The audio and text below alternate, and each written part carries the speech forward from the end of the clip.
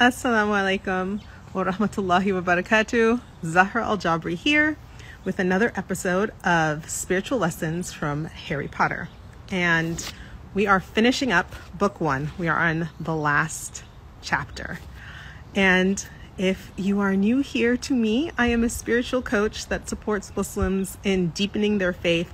And I started this series as just a fun way to really look at how we can deepen our faith by using the beautiful adventure of Harry Potter, because it's one of my favorite series. And if you've read it, you probably, have an affinity towards it. And even if you haven't read it, there's so much to learn from it. And that's why we're going through it. So now we are finishing this book. All right. Next time we'll be on the second book. So this is a perfect, beautiful time to catch up on reading the book if you want to. Of course, you do not need to have read the book to benefit from the spiritual lessons because I walk you through them. All right, then, my Muggle friends, let us begin with my Harry Potter glasses. Oh my gosh, they're not sitting on my ears. Here we go. And my wand. Okay. Right, so this is the climax and conclusion of the story.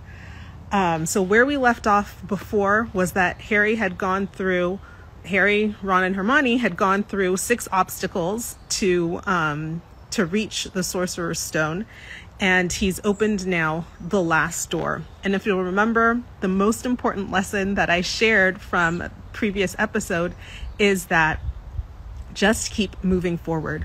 Don't start getting into, if we're relating this to our own lives, don't start getting into, why is this happening to me? Oh my God, this shouldn't be happening, or this is so difficult, or this is so challenging. Just look at the challenge. What can I learn? What can I do? How can I improve? What tools and resources are around me that I can use to get through this and get through it, right? That's how Harry and Ron and Hermione were able to get through all 6 of those previous rooms. So now Harry is by himself because his friends have had to filter out through previous challenges, and he opens the last door, and it is Quirrell that he sees there, Professor Quirrell. And he's like, you? Right? Because he was expecting to see Snape or Voldemort. And Quirrell is like, yeah, me, basically, right? Like, who would have suspected me? Because he was always described as being like stuttering and seeming very afraid and scared. So he's like, who would have suspected me, next to Snape? And that was the benefit of having Snape around, is that, he's storming around looking angry. And Harry's like, but Snape tried to kill me. And he's like, no, it wasn't Snape. It was me. I only wasn't able to succeed because when Hermione was running past to get to Snape, she knocked me over. And that's why my spell trying to enchant your broomstick did not work. So the point here, right, is that you can be observing things that are happening and observing true facts, but we are making our own interpretation based on, based on what we know and based on our biases, right? So Snape is presenting himself as someone who hates Harry, right? So they're seeing all of these facts come in and they're like, oh, it's Snape because he hates me. But their assumption was incorrect, right? So this is just, again, in so many books, so many movies, so many everything we learned this lesson, right? Don't make assumptions. Your assumptions could be wrong. Your assumptions are just guesses, right? So here, Harry is realizing, like, oh my gosh, everything I thought that, it was Snape out to get me and Snape who's after the stone is incorrect. Here it is that it's Quirrell. Okay. And so Harry now is talking to Quirrell, and he's like, okay, but I thought, you were arguing with Snape before. I thought Snape was the one making you cry. And Quirrell's like, oh, no, it wasn't me. And I'm going to read you this part. He's like, that was, Lord Voldemort. He is with me wherever I go, said Quirrell quietly. I met him when I traveled around the world. A foolish young man I was then, full of ridiculous ideas about good and evil. Lord Voldemort showed me how wrong I was. There is no good and evil. There is only power, and those too weak to see it. Since then, I have served him faithfully. Although I have let him down many times, he has had to be very hard on me. Quirrell shivered suddenly. He does not forgive mistakes easily. When I failed to steal the stone from Gringotts, he was most displeased. He punished me, decided he would have to keep a closer watch on me.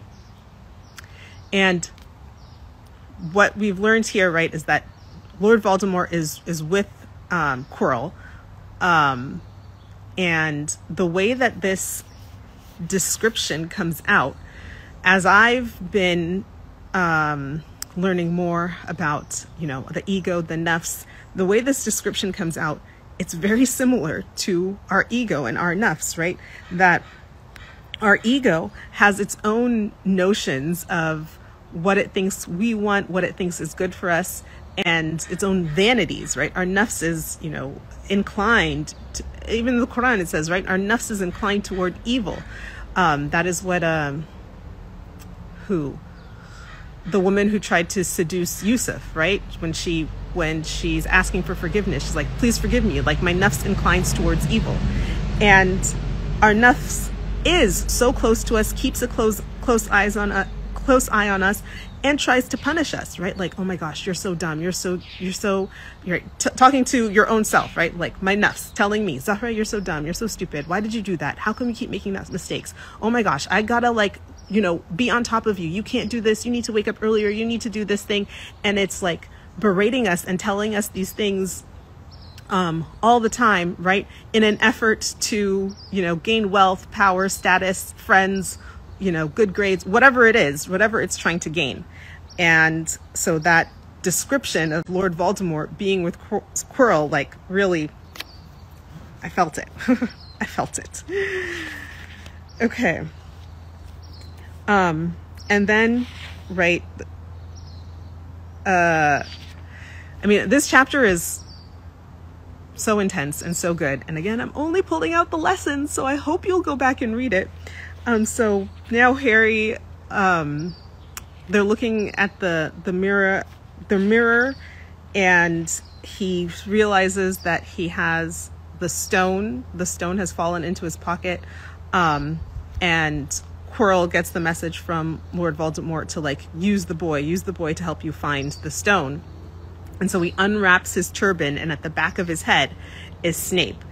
And the first thing that Snape does, right, he's tells Harry, okay, give me the stone that's in your pocket. And then he invites Harry to join him.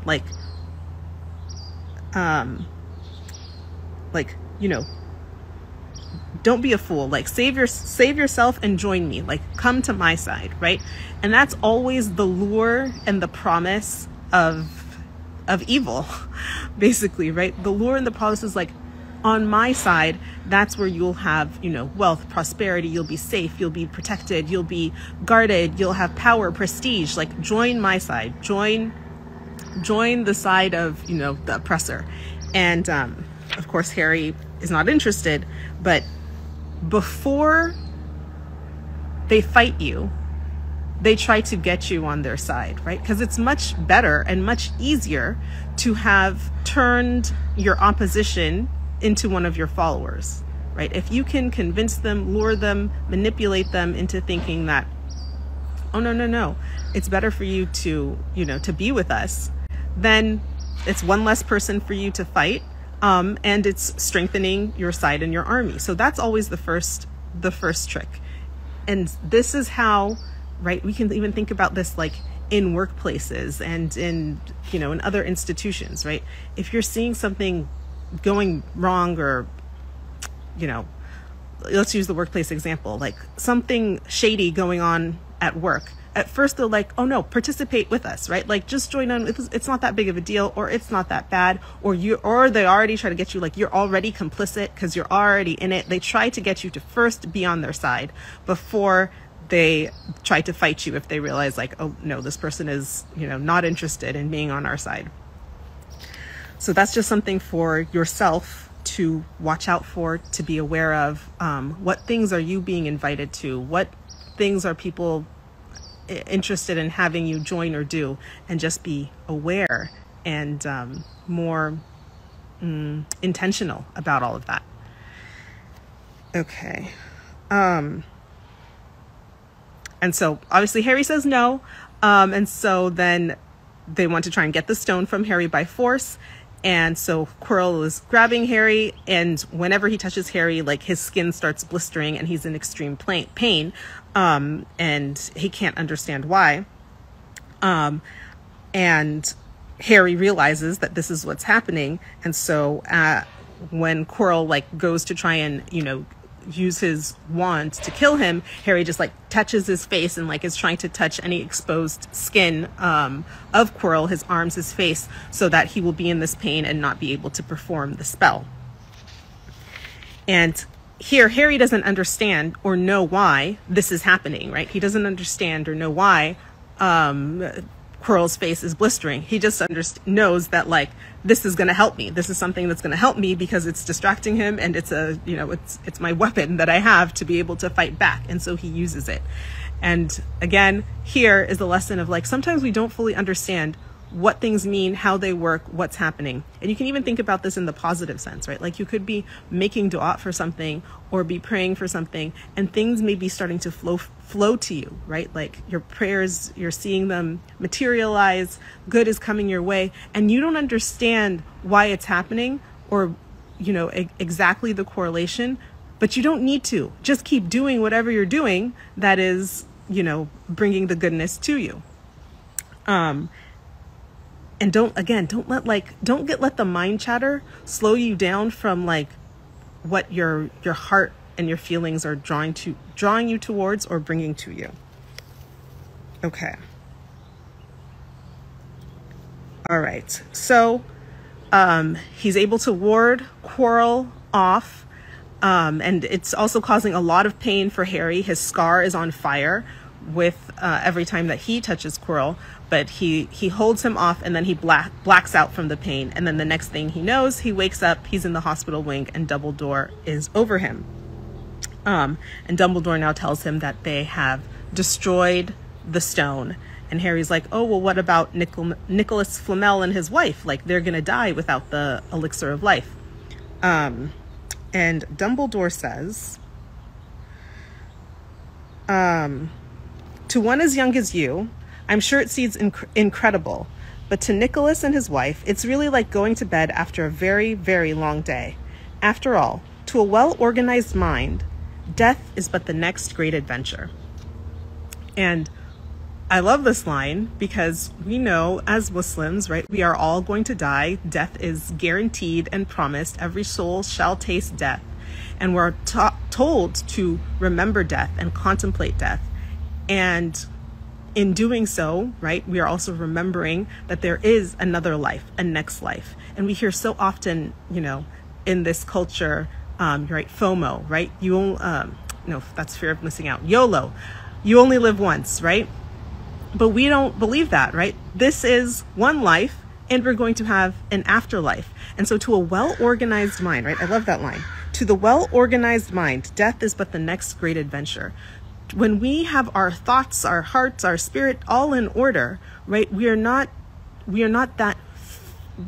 will not be so fearful of death, right? We will be living in this life, preparing for our next life, and know that it is our next great adventure, inshallah. Inshallah will be our amazing adventure in Jannah, where we will be close to Allah and all of the goodness that is in Jannah. So to the well-organized mind, right? And that part is so key because our minds are totally disorganized. And our minds, for many of us, are like just running amok, out of control. And if you have listened to any of my programs or sessions or read my blog, right?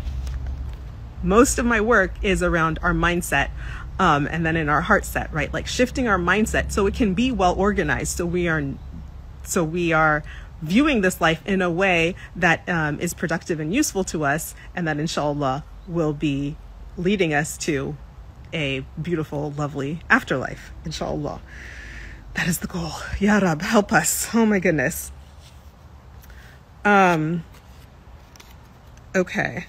So then Quirrell dies. Voldemort leaves his body and leaves Quirrell to die. And so Dumbledore is telling Harry that, like, yes, Voldemort has not been destroyed. He's only been delayed. He's like, but what does he say? He says, Harry, while you have only delayed his return to power, it will merely take someone else who is prepared to fight what seems a losing battle next time. And if he is delayed again and again, why, he may never return to power. And again here, right? Sometimes we feel like, oh my gosh, this thing that I'm, working for or working towards or working against, whatever it may be, climate change or other issues, like I can only do like such a small portion. Like the portion that I can do is so small in the face of this huge problem. Like, right, Harry, like I didn't kill I didn't kill Voldemort. I didn't stop him. But if we delay the bad and enough people are delaying the bad, it could be that bad thing never comes, because all it takes is just like a delay. And so then to view your action, your contribution, your piece, the part that you do, as useful. Just because you didn't eradicate the whole thing or solve the whole problem doesn't mean the part that you played is not good. Okay? What's next? Okay, so then Harry asks Dumbledore, Voldemort said he only tried to kill my mother because she tried to stop him from killing me, but why would he want to kill me in the first place? And Dumbledore says he can't answer this question, not at this time. And if you've read the whole series, like you'll know why. And for me, reading this was like, oh wow, I didn't even realize that like Harry had asked this question right away, and Dumbledore had refused to answer it here. But what would have happened if Dumbledore had answered this question in the beginning? And we get more into that in the later books. But that is very interesting for us to consider, like the important questions that we have, don't let them go, right? Because that is the huge question, right? Why does Voldemort want to kill me? But Harry doesn't argue, so he moves on. He said, why couldn't Quirrell touch me? And Dumbledore says here, your mother died to save you. If there's one thing Voldemort cannot understand, it is love. He didn't own Mark, not a scar, no visible sign. To have been loved so deeply, even though the person who loved, it is in your very skin. Quirrell, full of hatred, greed, and ambition, sharing his soul with Voldemort, could not touch you for this reason. Agony to touch a person marked by something so good. Whew. Love is everything. Love is a force, is a power, is a means beyond which we can fully appreciate and understand. The loving characteristics of Allah subhanahu wa ta'ala are what Allah describes himself as the most, with love and mercy, right? And forgiveness and rahmah, all of those things. And love is so powerful. Love is what we are created from. Love is what we long for and what we seek. And when we are deprived of love or turn away from love, we are really causing pain to ourselves. So here in this situation, in this scenario, Quirrell is having an encounter, an experience with someone who has the marks of love, embedded in him, and he cannot touch it. And this, we're going to get more into this in the later books, but it's really just so key. And I when I first read these books, I was very young, and I did not appreciate like, because his mother loved him, that's why he's protected. But it is only now, again, from doing a lot of spiritual work and from being a coach, that I can really truly appreciate that, like, the quality of love within ourselves that we show to others, that we express with others, is the most powerful force in the world, the most powerful force for our own healing, the most powerful force for our relationships with others, the most powerful force for the world. Okay? All right. Then he asks about Snape. And he's like, oh, Voldemort and Quirrell said that, like, you know, Snape hated my father. Is this true? And they're like, yeah, they hated each other. But then your father did something Snape could never forgive, and he saved his life. And that's why I think Snape was working so hard to save your life and protect you during this school year, because it kind of like was making him feel guilty, right? He could go back to hating your father's memory in peace, is what it says. And it's just, you know, just again, another like funny way that our minds work, and that how we feel that like we're trying to make things even, make things right, or like we want to hold on to our feelings. So instead of Snape like, okay, you know, Harry's dad is dead, like, and that's over. He wants to hold on to those feelings. So he's trying some way to like even out the score. So Harry's dad saved me. Now I saved his son. So now I can just keep hating Harry's dad's memory. All right. And then finally, Harry gets to see Ron and Hermione and ask them, like, you know, how did you guys get out? How did everything go? And it's just a very sweet encounter here. And Harry's obviously telling him the last, you know, part of his adventure where they were missing. And it says, Ron and Hermione were a very good audience. They gasped in all the right places. And, you know, screamed in all the right places. And I just love that part, because sometimes we're looking for just like a really good audience, right? Like when people leave me hearts when I'm doing this live, I'm like, okay, there's a good audience. They're like reflecting back. And we don't appreciate just how beautiful and nice it is to feel like you've been heard, that someone is going along with the story with you, enjoying the story. And that within that exchange can be deriving connection. So with your friends, with your family, when they're telling you something, be a good audience, right? Be a good audience to them, and inshallah, people will be a good audience for you, which again feels really good. Okay. Then they're debating, like, okay, did what's his name? Did Dumbledore know when he gave him like the invisibility cloak and all of this?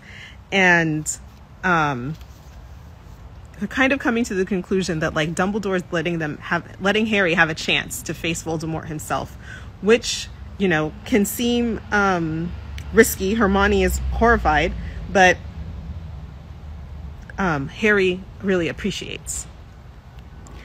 And then Hagrid comes in to see Harry, and Hagrid is bawling and in tears and is so upset with himself. He's like, oh my gosh, this is all my fault. If I hadn't told him how to get past Fluffy, this would have never happened. So you just see Hagrid like taking all the blame for himself. And again, this is something that's so common for us to do. We see a complicated situation that has a lot of moving pieces and factors within it, and then we assign blame to ourselves, right? So there was a lot of things, that contributed to Lord Voldemort being able to like try and get the stone and get into Hogwarts and all of these things. But Hagrid is taking all that blame from himself, and obviously Harry is trying to calm him down and be like, it's not all your fault. But this again is an important place to see like you can acknowledge your role that you're playing in certain things, and also realize that like it's not all your fault. It's not all your fault, because you don't want to lead yourself into a state of despair and like unnecessary blame. And we've already talked about Brene Brown and talking about blame and shame and like getting too much of that into yourself. Okay. Then finally they're back at the end of the year school feast, and here it seems like Slytherin has won the House Cup. Then Dumbledore starts giving out more points, and they become neck and neck with Slytherin. And then he gives the last 10 points to Neville, because he says it takes a great deal of bravery to stand up to our enemies, but just as much to stand up to our friends. And with those last 10 points, Gryffindor wins the House Cup, and everyone is so excited. And that point of like being able to stand up to your friends, that really is the hard part. I know for me, like when I was like in college or stuff, I'd sometimes have like no issue with like telling my non-Muslim college friends, like, you know what, it's time for me to go pray and I need to go pray. But then when I'm with a group of Muslims, I'm I'd be like, oh my gosh, it's time to pray, but no one else seems like they're praying. I don't want to be like, the weird, and not weird, but just seeming like overly religious, or like I'm shaming them or I'm better than them because now I want to go pray. And I would feel more uncomfortable to be like, I'm going to go pray with my Muslim friends, right? And it didn't make any sense. But sometimes, right, with our friends, we feel more uncomfortable to say or do the right thing because of all of the dynamics around it. So it takes a great deal of courage to stand up to your friends. Okay, we are done with book 1. And the overall message that we can kind of just encapsulate with this is that the circumstances under which we are born, and the beginnings of our life, however, unfortunate, traumatic, whatever they may be, does not determine the future of our life or how things will unfold. That there is goodness and magic and beauty available to all of us in the future, inshallah. And it's simply a matter of not letting ourselves, internalize whatever has happened to us as saying that it's something wrong or bad with us. So that's, one of the reasons why Harry Potter is so beloved, from a person who, like, it seems that, like, oh my gosh, your parents died, you're with your terrible aunt and uncle. I don't know, a lot of stories are set up in that way. I think of Ronald Dahl's stories are set up in that way, right? Like James and the Giant Peach and all of those things. But like, how do you move forward? What do you do with what you've been given? And how do you move forward with courage, with bravery, with an open heart, so that you can not be beholden to whatever was in your past? All right, thank you guys so much for joining me with book 1. Inshallah, we'll get started with book 2 in the next episode. Assalamu alaikum.